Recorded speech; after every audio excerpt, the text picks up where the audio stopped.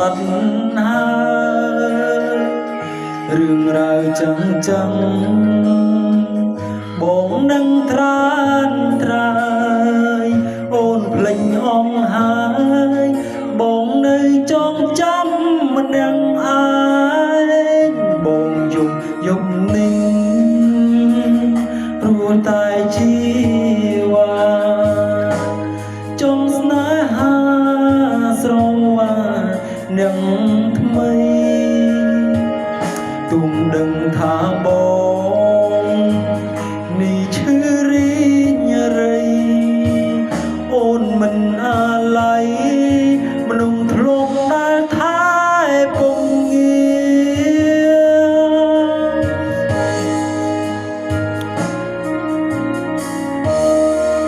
បងដឹងថាអូនមិនអាច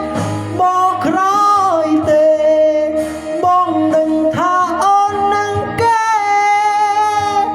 ចិត្តចូលរងការអូនមានក្តីសុខចូលបងជូនពរជីវ៉ាទុំបងនឹងឯកាយ៉ាងណាក៏មិនស្លាប់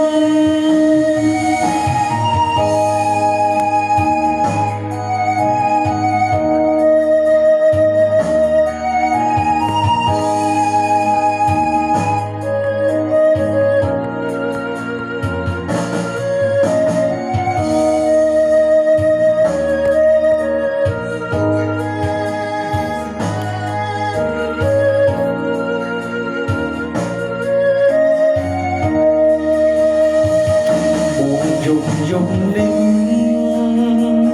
ព្រោះតែជីវ៉ាចង់ស្នេហាស្រវានឹងថ្មីទុំដឹងថាបងនេះឈឺរីញរៃអូនមិនអាឡ័យមនុស្សធ្លាប់ដែលថែពងងារ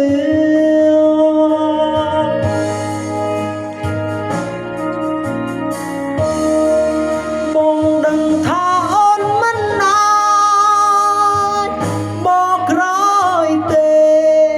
បងដឹងថាអូននឹងកែចិត្តចូលរងការអូនមានក្តីសុខចូ